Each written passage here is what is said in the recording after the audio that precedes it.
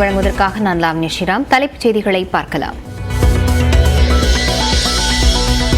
வெம்பக்கோட்டை விஜய கரிசல்குளம் அகழாய்வில் சுடுமண்ணால் ஆன பெண்ணின் தலைப்பகுதி கண்டுபிடிப்பு. சின்னானூர் அகழாய்வில் புதிய கற்கால கருவி கண்டுபிடிக்கப்பட்டதாகவும் அமைச்சர் தங்கம் தென்னரசு அறிவிப்பு. திருப்பூரில் வாளியில் தலைக்குப்புற கவிழ்ந்து 1.5 வயது பெண் குழந்தை உயிரிழப்பு. வீட்டுக்கருகே விளையாடிக் கொண்டிருந்த போது சோகம்.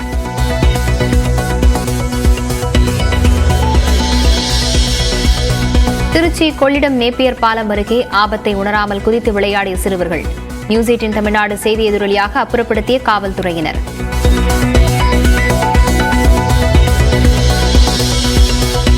புதுக்கோட்டை மாவட்டம் அறந்தாங்கி அருகே தேர் கவிழ்ந்து விபத்து. தேரோட்டத்துக்கு ஏற்பாடு செய்தபோது நடந்த விபத்தில் முதியவர் ஒருவர் உயிரிழப்பு, 5 பேர் படுகாயம்.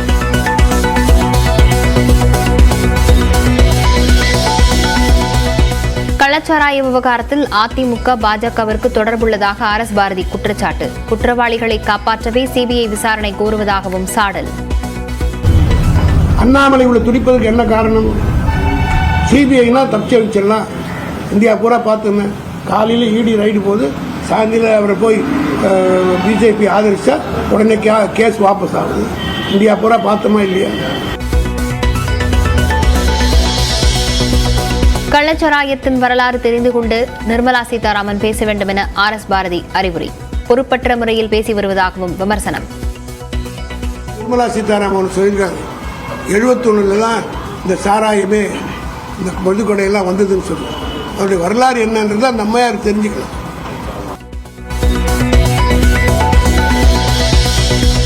பாதிக்கப்பட்டவர்களை சந்திப்பதற்காக முதலமைச்சர் விரைவில் கள்ளக்குறிச்சி செல்வார். திமுக அமைப்பு செயலாளர் RS பாரதி தகவல். எல்லோரும் போயிருக்காங்க. இப்போ சட்டமன்றம் நடந்துட்டு நிச்சயமாக போவார். கோடி வரல. எங்கள் தலைவர் மக்களை களத்திலே சந்தித்து பழக்கப்பட்டவர். எல்லோரும் போயிருக்காங்க.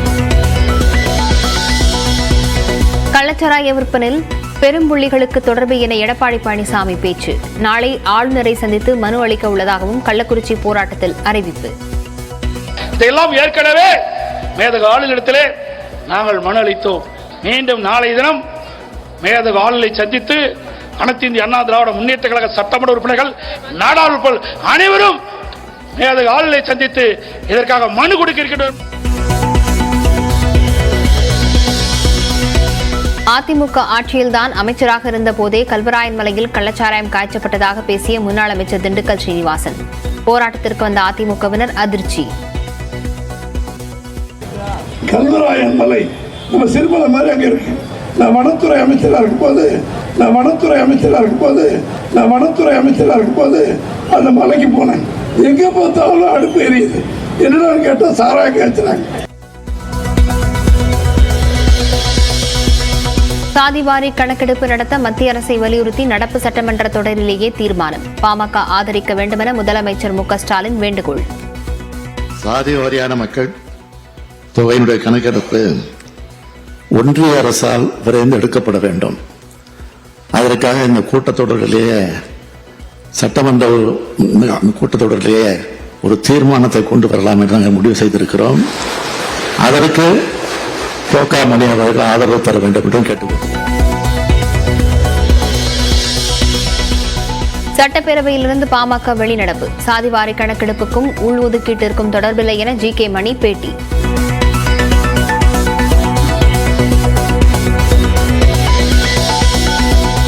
ஆளுநர் RN ரவியுடன் அண்ணாமலை, தமிழிசை உள்ளிட்ட தமிழ்நாடு பாஜக குழு சந்திப்பு.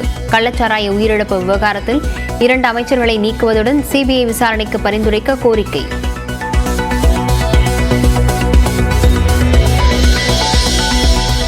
மருந்து கையிருப்பு தொடர்பாக வெள்ளை அறிக்கை வெளியிட்டால் எதிர்க்கட்சித் தலைவர் பதவியிலிருந்து விலக தயாரா?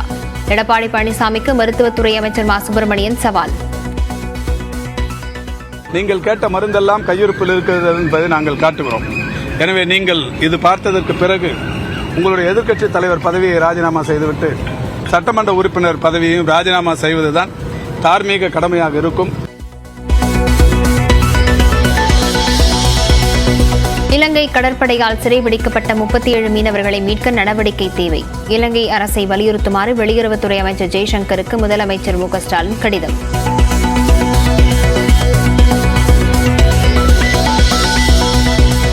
தேனி, கோவை, நெல்லை உள்ளிட்ட 8 மாவட்டங்களில் இன்று கனமழைக்கு வாய்ப்பு. நீலகிரி மற்றும் கோயம்புத்தூர் மாவட்டங்களில் நாளை முதல் மீண்டும் மிக கனமழை பெய்யும் என கணிப்பு.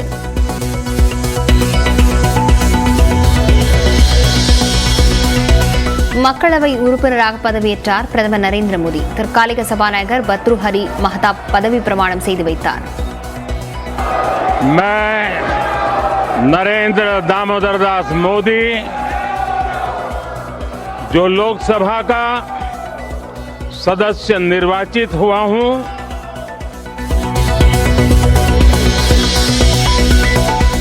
பாஜக கூட்டணி அரசு பதவியேற்று 15 நாளில் நீட் முறைகேடு, ரயில் விபத்து, தீவிரவாத தாக்குதல் என 10 அசம்பாவிதங்கள் நடந்துள்ளதாக ராகுல் காந்தி புகார்.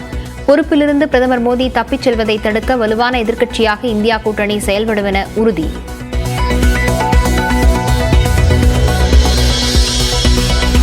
இந்தியா கூட்டணி எம்பிக்கள் அரசியலமைப்பு புத்தகத்தை எடுத்துக்கொண்டு பேரணியாக சென்றது நாடகம். மத்திய இணையமைச்சர் எல் முருகன் குற்றச்சாட்டு.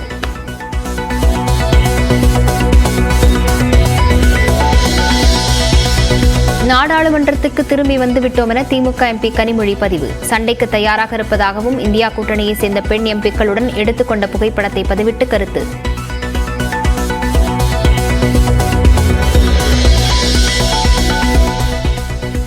விபத்தில் சிக்கிய இருசக்கர வாகன ஓட்டி குறித்து 108 ஆம்புலன்ஸுக்கு தகவல் கொடுத்த திருவண்ணாமலை ஆட்சியர். காயமடைந்தவருக்கு உடனிருந்து உதவி செய்த நெகிழ்ச்சி சம்பவம்.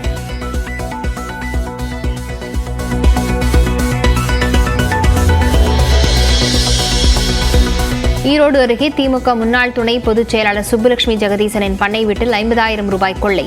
மோப்பநாய் மற்றும் கைரேகை நிபுணர்கள் உதவியுடன் காவல்துறை விசாரணை.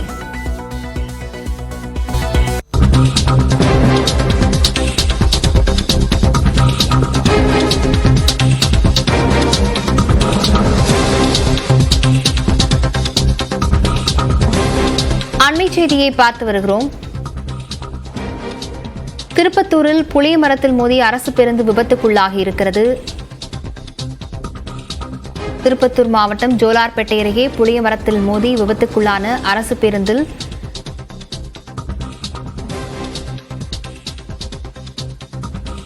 இது தொடர்பான விவரங்களுடன் செய்தியாளர் வெங்கடேசன் இணைந்திருக்கிறார். வெங்கடேசன், இந்த விபத்து எப்படி நிகழ்ந்தது? யாருக்கேனும் பாதிப்பு ஏற்பட்டிருக்கிறதா?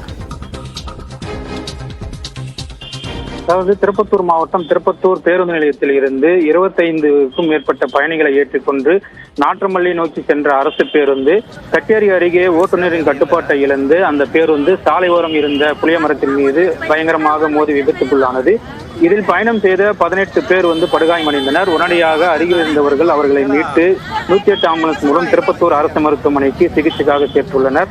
அதில் முருகம்மாள் மற்றும் திவ்யா, ஆனந்தி, சுமதி, அஸ்வினி, அவருடைய கைக்குழந்தை திவ்யஸ்ரீ ஆகிய 18 பேர் தற்பொழுது அரசு மருத்துவமனையில் சிகிச்சை அளிக்கப்பட்டுள்ளனர்.